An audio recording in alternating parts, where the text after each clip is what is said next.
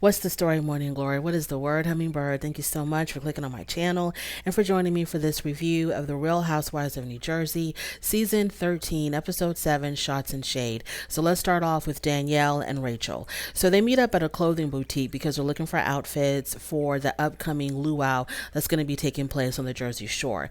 And Rachel says that whenever she's with Danielle, it's like this, small moment of peace because when she's away from the other women, it's a lot to be around the other women. So when she's away from them and she's with Danielle, it's kind of, a chance for them to kind of decompress and go over their notes and have like a peaceful moment because the other women are so full of drama and cattiness and pettiness and fights and arguments.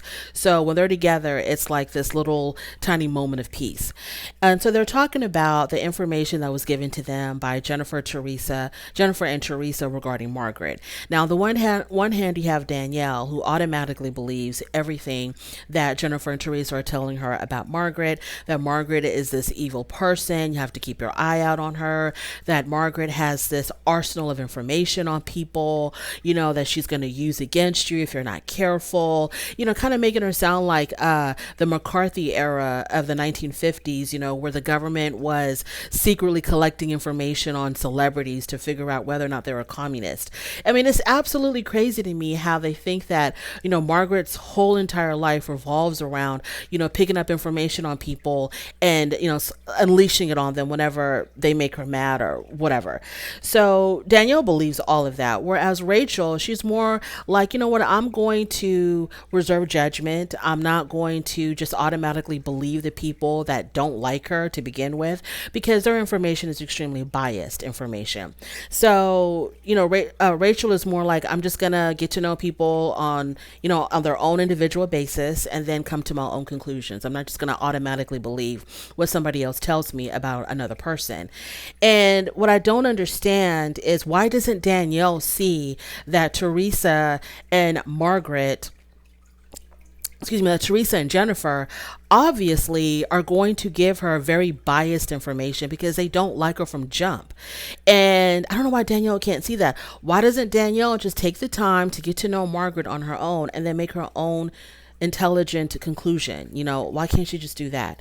So from there, we have Teresa. So Teresa and Jennifer, they meet up at the jewelry store because Teresa's looking for little trinkets to give as gifts to her bridesmaid at her wedding.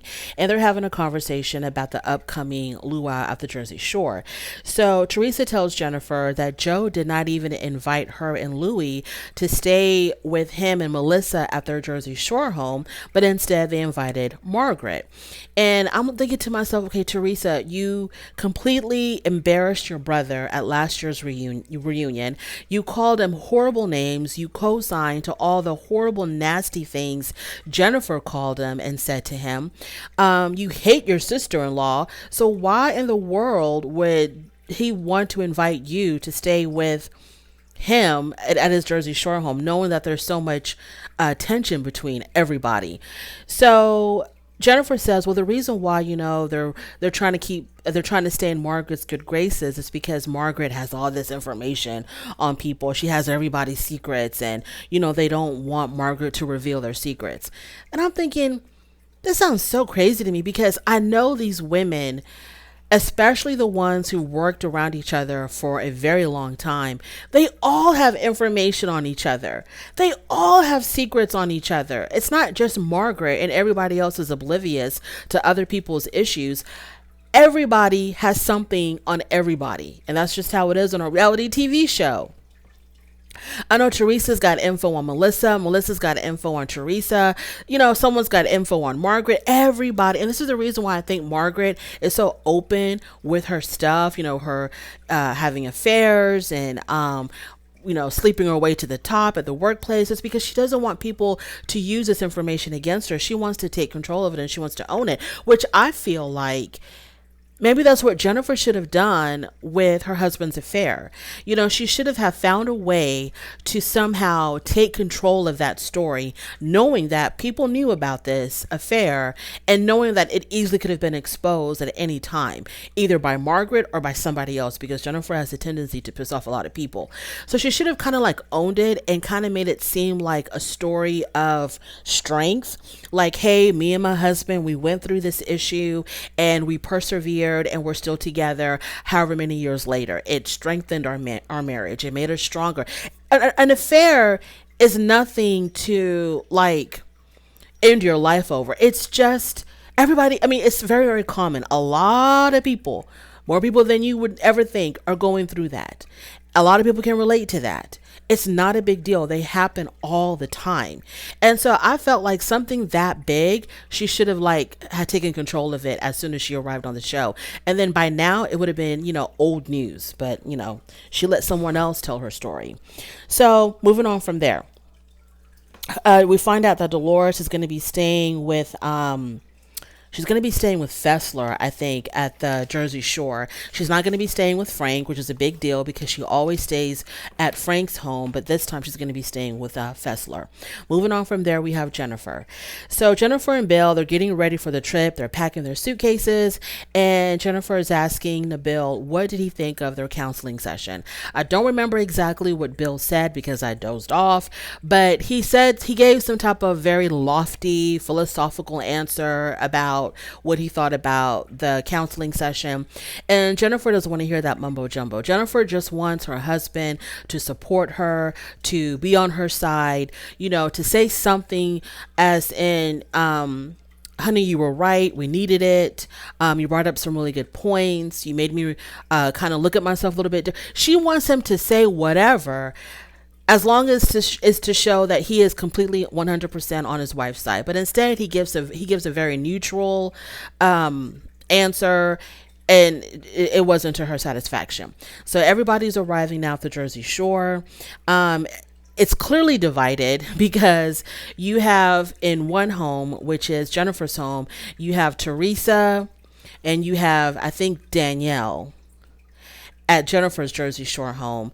And then at Melissa's home, you have Margaret, you have Jackie, and then Fessler, she's like Switzerland. She's in the middle.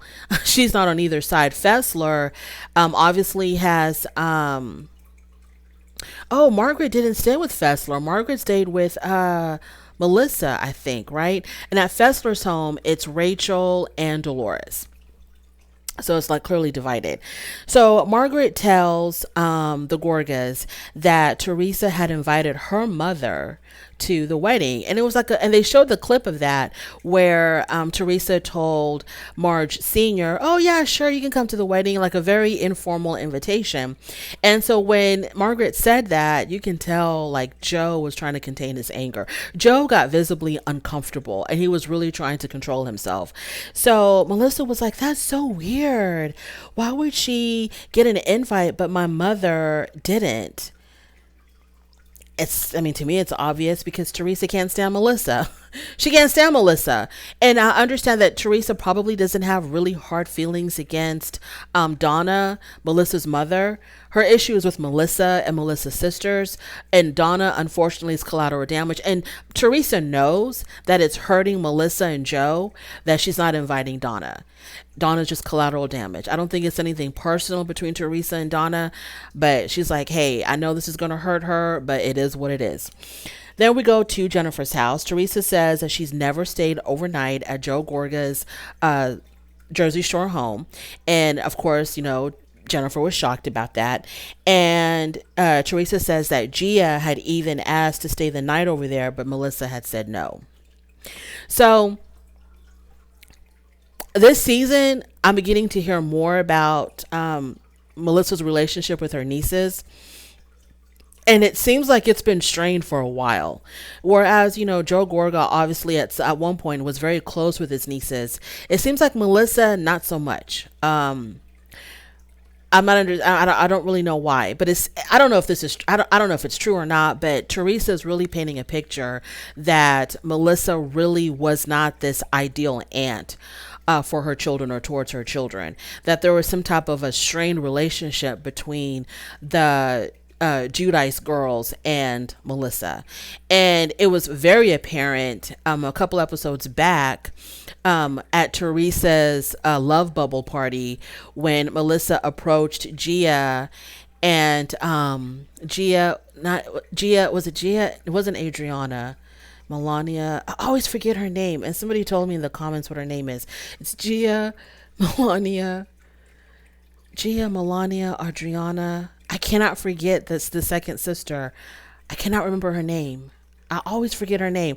But when Melissa approached them, they were kind of distant with her. They were not warm. Melissa wasn't warm either. So it seems like, there's probably some truth in what Teresa is saying about Melissa, not being this great supporter of her daughters, and maybe Melissa kind of exaggerating how much support they were giving the children when Teresa was away. I don't know, but I just can't imagine that Gia asking her aunt and uncle, can I stay at your Jersey Shore home? And Melissa's like, no.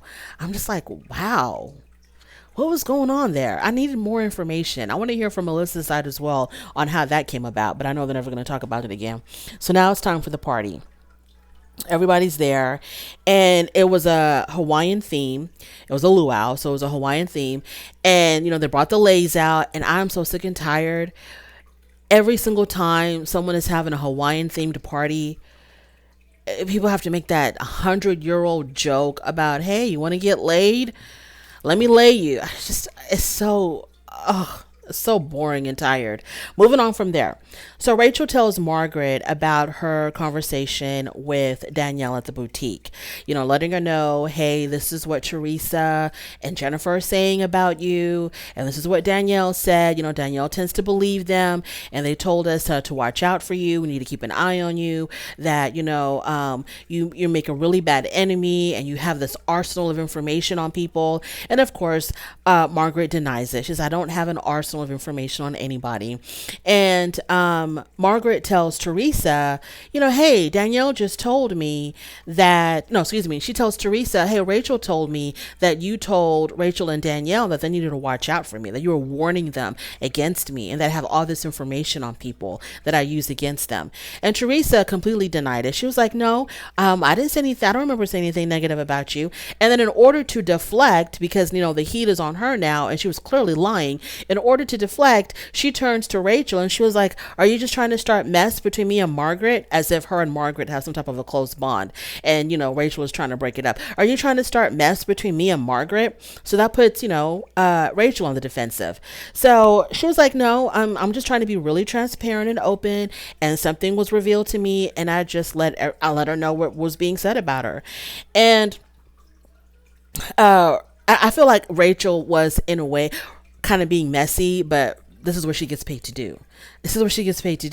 So she knew that this was going to start drama. It was going to be a thing for her to tell Margaret what Jennifer and Teresa told her. She's doing what she's supposed. She's a reality TV character now, and she's doing exactly what the producers want her to do. So what are you going to do? So, but Teresa tried to finesse it to make it seem like Margaret, she was like, no, I was just trying to say that, you're a real badass and nobody can mess with you, and you can, you know how to hold your own, and when people make you mad, you get really vicious on them, and I do the same thing too. She's trying to finesse it, but girl, we know what you said.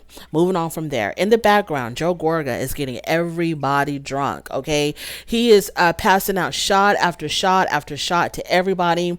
The Bill is already gone. He's already in his drunk state of mind. Margaret says in her confessional, of course, Bill's wasted. How else can he be around Jennifer? How else can he be around any of these people? I'm just really surprised. And I know that, maybe because I'm a non-drinker, I don't know, but I'm just really surprised on how quickly Nabil gets wasted whenever they're at a social event. How he's always the first one to get drunk, and he gets the drunkest out of everybody. And I don't understand, like, why do you want to do that to yourself? Because he's like a sloppy drunk. When he gets drunk, he is like falling over. His eyes are glazed over. He can't even walk straight. He has to crawl. It is really bad. And I can't believe that. And I'm not saying that it's her responsibility, but I would be telling my husband, hey, look, if you're going to be acting like this at parties, I'm not taking you. You're not coming with me. You need to take control of that. Because we have Nabil, who's out of his mind drunk. And then you have everybody else who's kind of middle of the road. And then you have Louie, who makes sure that he does not drink. And I don't know if that's his thing to not drink or what. But Louie makes sure that he doesn't drink and that he stays on top of it.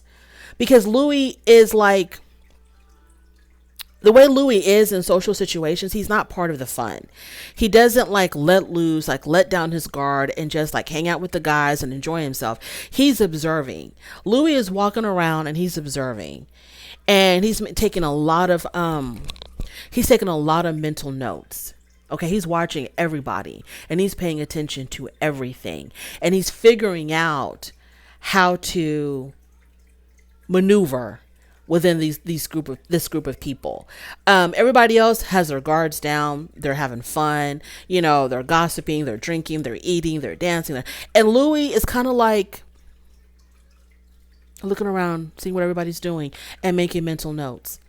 He's like trying to stay a step ahead of everybody else. Moving on. So Frank and Dolores have a conversation. I love Frank. I love Dolores. I truly do. They're probably my favorite.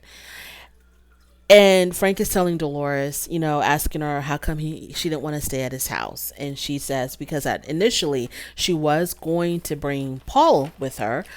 Or she calls him Paulie. She was going to bring Paulie with her, but that was not going to be comfortable for him to stay in Frank's home. So that's when she opted to stay with Fessler.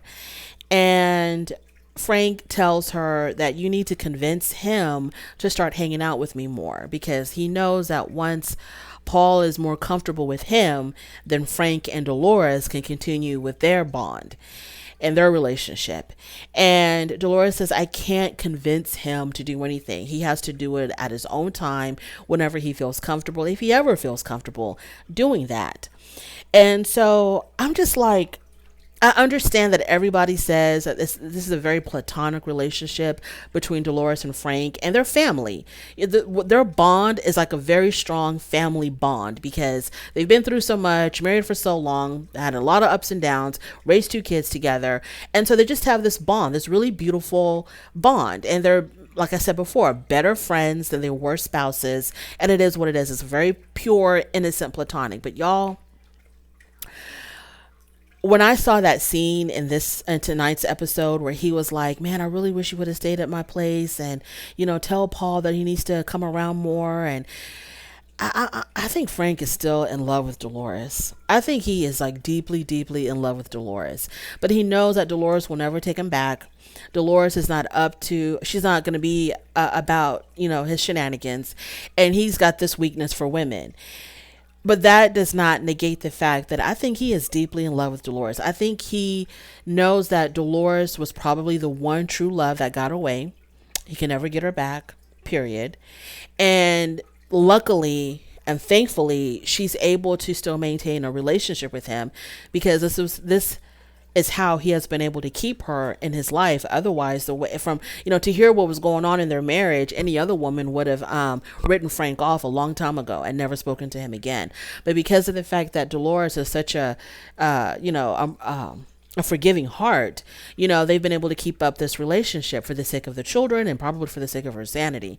So, but the way he was talking to her, and he was like, you really should have stayed at my house. And his girlfriend is there. And, supposedly his girlfriend gets it. She understands their dynamic and she's not threatened by it at all, because it's purely platonic. It's not romantic at all.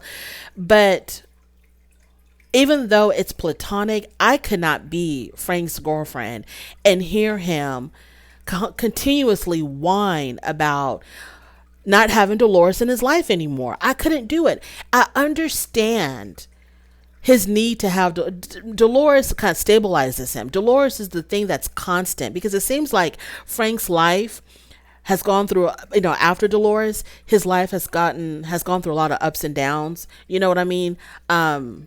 He was an attorney, right? Like, he was successful, then he wasn't. He was an attorney, then he lost his bar license or something. He's gone through it all. His life is like kind of crazy. And Dolores is the calm, amongst the storm of his life.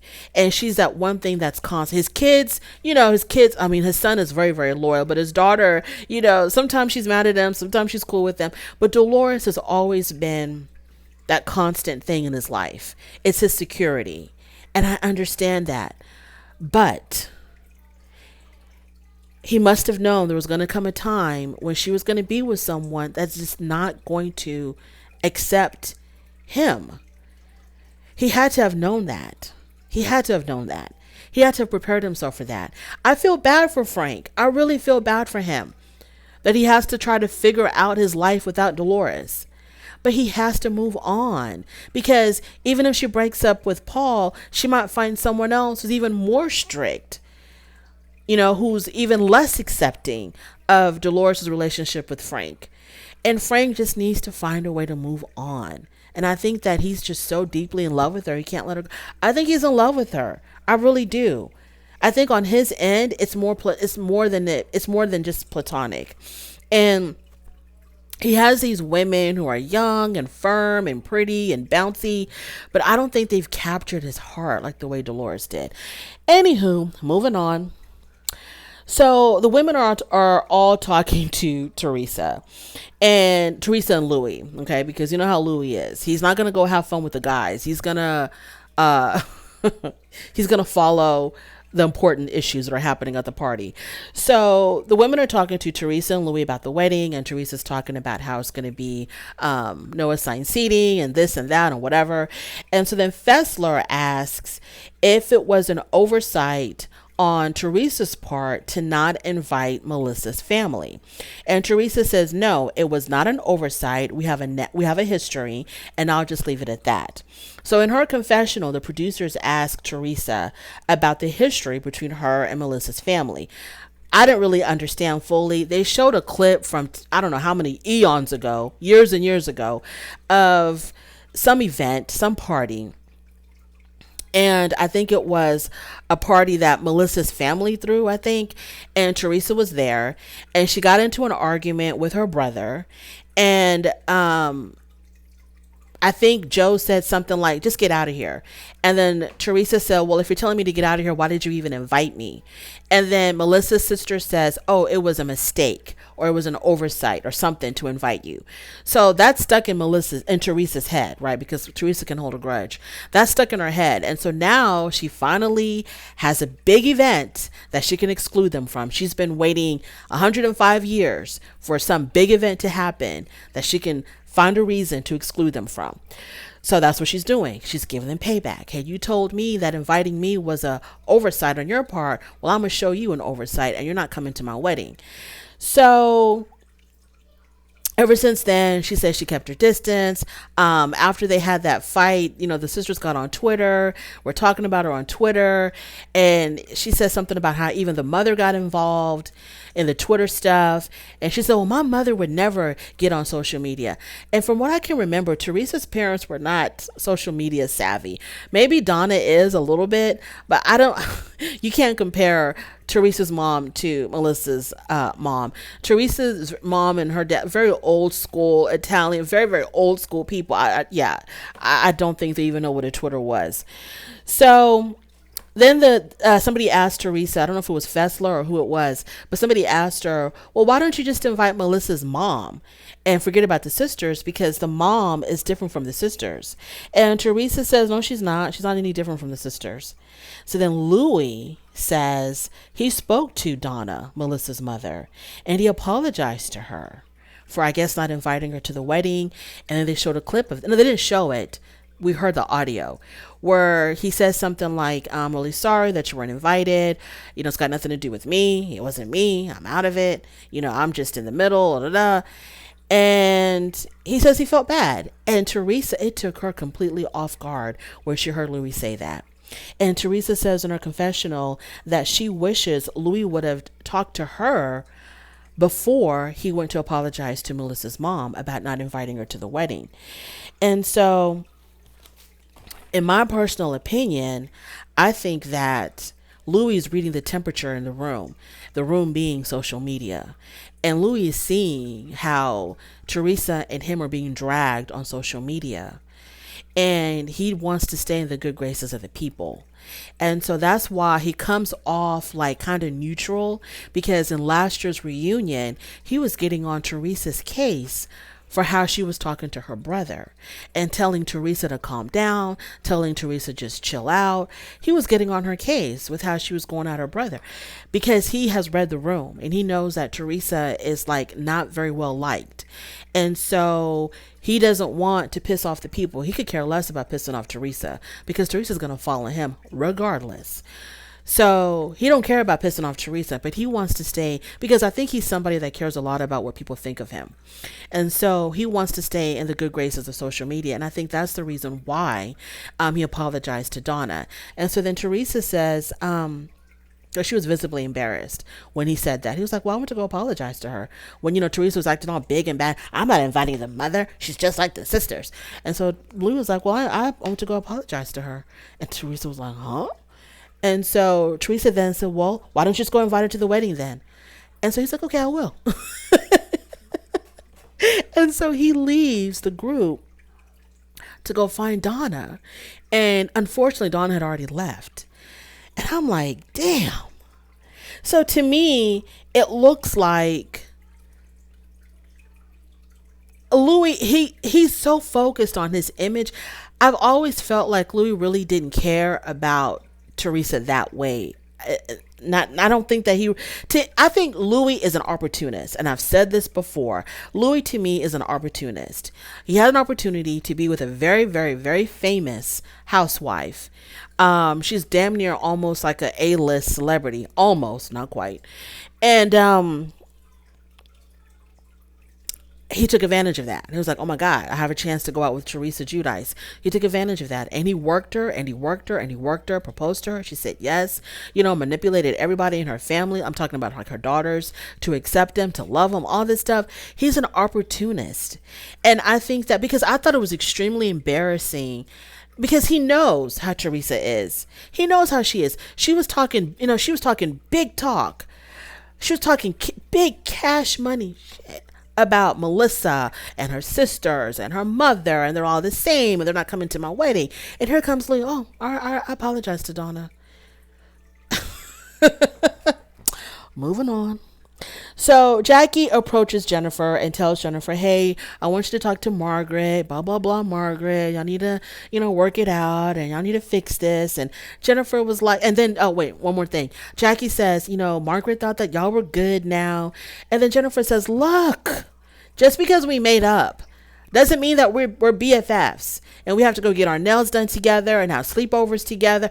No, we made up, whatever. It is what it is. It doesn't mean that I have to like her. So they're having a conversation about Margaret, and then Jennifer says, what she said about my husband, what she said about it really affected my children. My children were so traumatized. My youngest daughter, she's so traumatized about what Margaret said.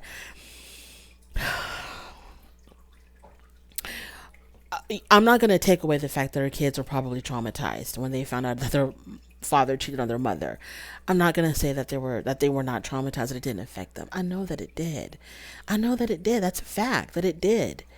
But I think that she is using that to to sort of like, it's like as a weapon against Margaret. Like, oh, Margaret, she did this, and now my children are affected, my children. And your children were affected. We get it. We understand they were. No one says that they weren't. But the fact that she's always bringing it up is when I saw little Olivia was fine. I mean, she was having a good time at that pink party.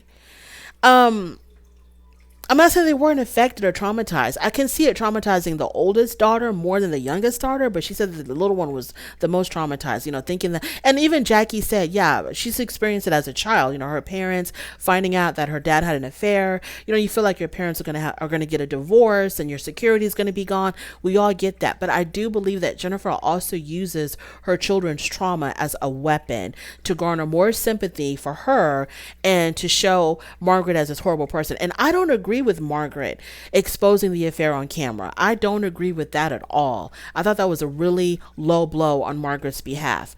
But you can convince your children, daddy made a mistake, and already gave daddy a timeout, 10 years ago, whenever it happened. Daddy already had his timeout and we're good now. Me and daddy love each other. We're not going to get a divorce. Sometimes people make a mistake, whatever. You can spin it in such a way for your children to kind of like accept it and not be so scared that mom and dad are going to get a divorce any day. So then the conversation very quickly went from the affair to the issues that she has with Nabil and the children's education. And I'm like, how do we get here? And it's the same thing that happened at the counseling session. They started off talking about the affair, and then it quickly turned to how they have very different parenting styles. So she's telling Jackie, of all people, oh, Nabil, he wants his children to be straight A students, but it's my responsibility to make them straight A students. And I don't want to put that kind of pressure on my children. And he tells me, well, if you're going to let them be average, then they're going to grow up and have an average life. And she says, and so I tell Nabil, don't you ever call my children effing average. And I'm like, how did we get here? And why are you telling this to Jackie, of all people? So it's like a thorn in her side that Nabil thinks that she's not doing what she's supposed to be doing as a mother, because he's gone for hours on end, working. He's working. And so everything is left up to her, and he doesn't like what she's doing. And that can be very, very painful when a spouse thinks that the other spouse is not up to par as a parent, especially when the spouse that is the most critical is not even around to parent the children. You're leaving it all up to Jennifer, but then you're highly critical of how she's parenting the children, but you're not even involved with the kids. You know what I'm saying? That would piss me the hell off. You know what I'm saying? So I don't even know how Jennifer puts up with that. But anywho, whatever. She wants to keep up appearances. She wants to keep this wonderful lifestyle. So she's just going to have to swallow it. Moving on to Danielle. So Danielle, she's getting upset. I don't know if she was drunk or not, but she was getting upset because she hears all of these conversations and her name keeps popping up.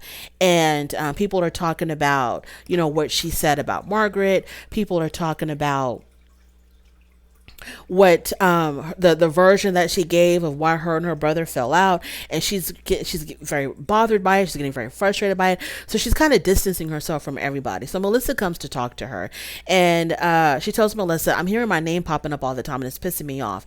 And Melissa says, yeah, we are talking about you, and what we're saying is, the version that you gave us of what happened between you and your brother, it just seems like there's more to it. So then Danielle is like, it's not anybody's business but my own. Whatever went on between me and my brother, that's my business. And so Danielle feels like she shared something very sensitive, and she was very vulnerable with these women when she talked about the situation with her and her brother, but now they're using it against her to judge her character, and that's really pissing her off. And I thought that Danielle was going to handle it. Okay, she was going to handle it right then and there, but she didn't. Instead, she leaves.